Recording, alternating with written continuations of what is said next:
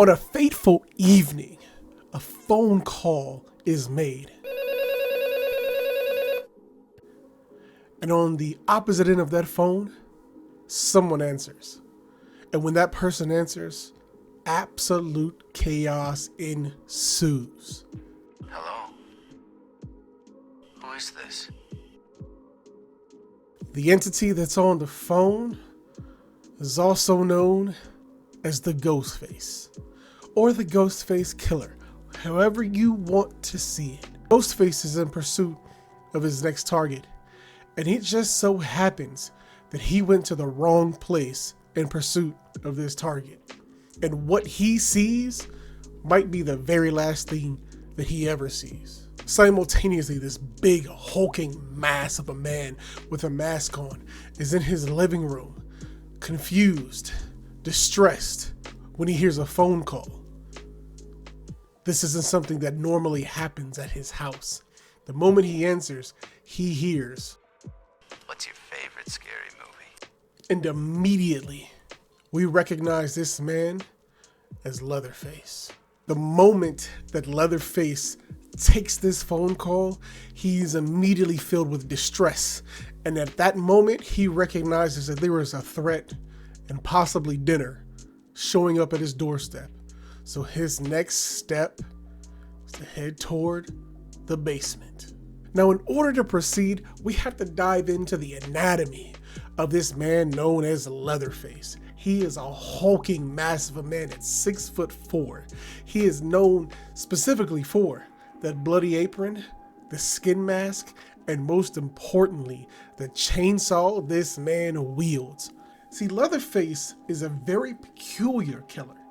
This person in specific has very high mental disabilities and even unpredictable behavior because of those disabilities. He is often portrayed as childlike, even emotionally unstable, even to the point of showing confusion, fear, frustration. To the point that you don't know if he may even kill someone or let them go. Leatherface does have a complexity to him. He is controlled by his family. Therefore, Leatherface isn't evil in the sense of just traditionally evil, but due to his circumstances and the way that he was raised, he just so happens to be a cannibal in a cannibalistic family with an obsession for getting a human happy meal, a snack attack in the middle of the night. You know what I'm saying? Now let's discuss a little bit about Ghostface and the way that he proceeds through his killings. Now let's go into the anatomy of Ghostface. And it's really interesting because if you do not know, lore accurate Ghostface is two people most of the time. And they're actually searching for a single or multiple victims simultaneously doing things as the Ghostface. So that means their strength can vary from person to person, their agility, the way that they even proceed through may be different. This use of two different people has a huge advantage on the things that Ghostface would do when trying to take down his prey. But in this moment, because he doesn't recognize where he's at, and he doesn't recognize that he is also in danger, I think he would proceed something like this. Ghostface would probably take his time stalking around the house, looking inward, probably gathering information in places that they could enter, using these as tools to get a hold of the victim that they think they're gonna get, but it's not a victim at all. And this points to one of Ghostface's greatest strengths, the ability to stealth, the ability to get around particular neighborhoods because there's two of them, and the ability to cause confusion amongst his victims. Now let's transition over to see what is Leatherface actually doing.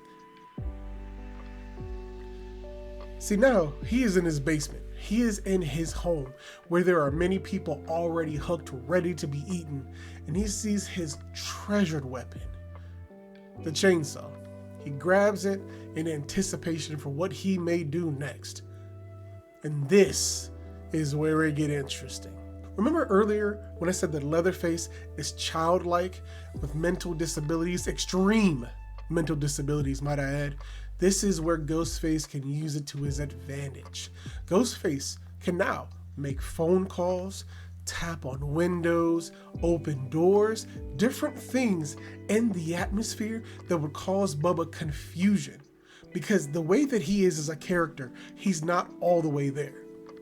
But wait, just because he's not smart does not mean this man is not strong. He has an incredible endurance. And if there is one thing Ghostface has to be careful of, it's the fact that this man is incredibly strong and can go on for hours chasing and chasing with a giant chainsaw. And that is the most terrifying thing that could happen to Ghostface. One of the things that I would like to point out now in this moment is the atmosphere of this house is changing. Leatherface, seeing doors open, hearing tapping, even a phone call going on, is now erratic in behavior. And this is to the Ghostface advantage. Or is it? Now see, earlier, if you don't recall, I said that there are two people who are involved, right? See, the thing about these two people that are active as Ghostface, sometimes they're not working together at all. And that means coordinated attacks may not even happen.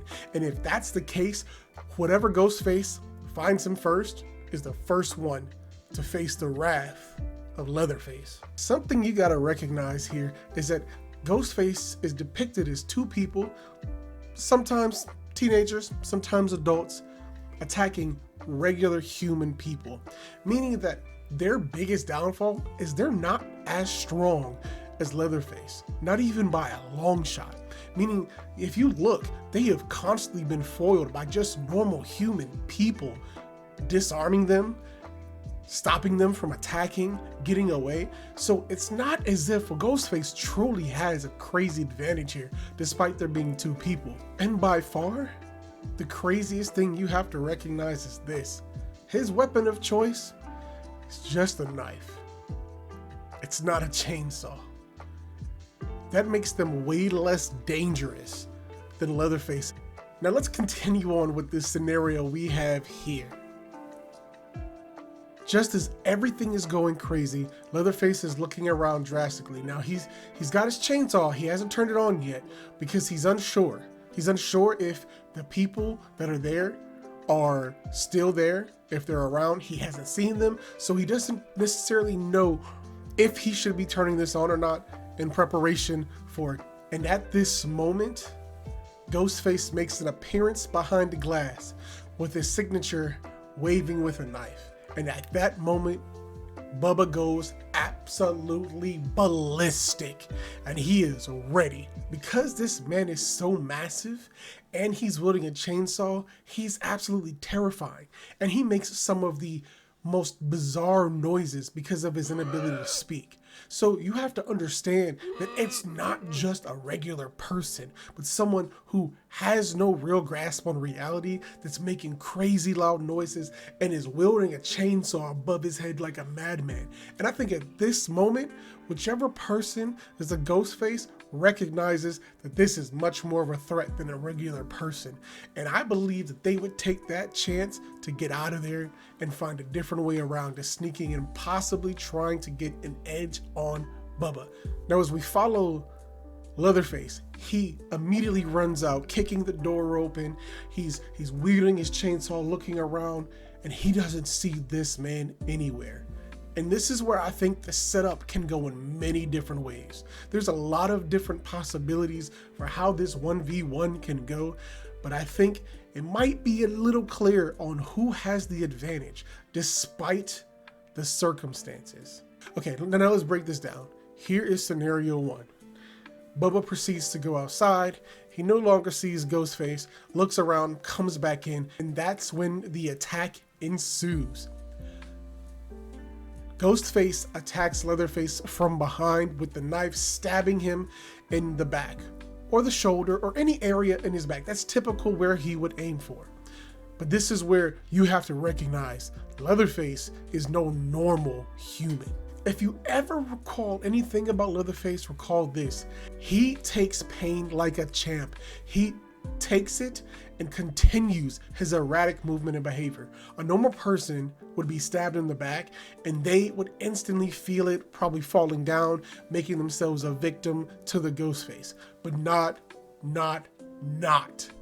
the Leatherface. He immediately turns around, swinging his chainsaw. Now, I do believe the Ghostface would more than likely dodge the chainsaw immediately, but be taken off guard as this man is not even flinching. And at this point, if the Ghostface is not quick enough to get away, I do believe that there is a moment in time where Leatherface would simply grab him with one hand because of the immense strength that he actually has, and be able to pin him to the ground or throw him against the wall or throw him somewhere. And we see that happen quite often. He is known for dragging men distances and throwing them on hooks. So the Ghostface would stand no chance in a physical 1v1. Remember when we talked about the fact that Ghostface is two people? This is the one advantage they may have. In this scenario, if in fact one of the Ghostface were grabbed, the other one has a possibility, while the other one is actually being hurt, to actually get help from the other Ghostface. And this may give them the edge in battle depending on how this goes, because Bubba is no one to be trifled with. If this man just so happens to grab and really hurt that first Ghostface, one stab to the back is not going to be enough to take Bubba down. And even if the second one is there to reinforce stabbing again, I don't think that it would be enough to stop Bubba's rampage. Honestly, I don't think it would be enough. But if there were a scenario where when he stabs him and Bubba swings around and Ghostface dodges, there's a possibility of him actually doing more damage and stabbing him in a different place, potentially dodging some of Bubba's hits. He just has to avoid being grabbed, which is incredibly difficult. And even more so, he has to avoid that chainsaw being swung around like crazy. And it's very possible because he's nimble, but that doesn't mean that it's plausible in every situation, considering he doesn't live in this house. Bubba does. And there is something about the home field advantage of knowing this place that Bubba would absolutely, at some point in time, get a chance to hit him, pin him down, or catch him with the chainsaw. And if that's the case, it's lights out for that first Ghostface. At the same time, if one Ghostface is managing to dodge and the other one is sneaking up with an attack to try to either maim or get Leatherface down on the ground, there's a possibility of a victory there. And that's one of the most important things that they can do, is double teaming and catching him off guard. But even then, that's not guaranteed. So given this scenario, there really isn't many options for a win condition for Ghostface, if we're completely honest here. The sheer strength, the motivation, and the endurance of Leatherface with this incredibly deadly chainsaw is much more threatening than a man with a knife, if we're being completely honest here. No matter how athletic they are, all it takes is one slip up and Ghostface is done. It doesn't matter which one it is, Ghostface is done. On a hook, maybe cut in half. There's so many things that could happen here, simply because the tools that they have are not sufficient enough to completely take down the Leatherface. Now hear me out. There are scenarios, and I believe there are a few scenarios that could give Ghostface the advantage.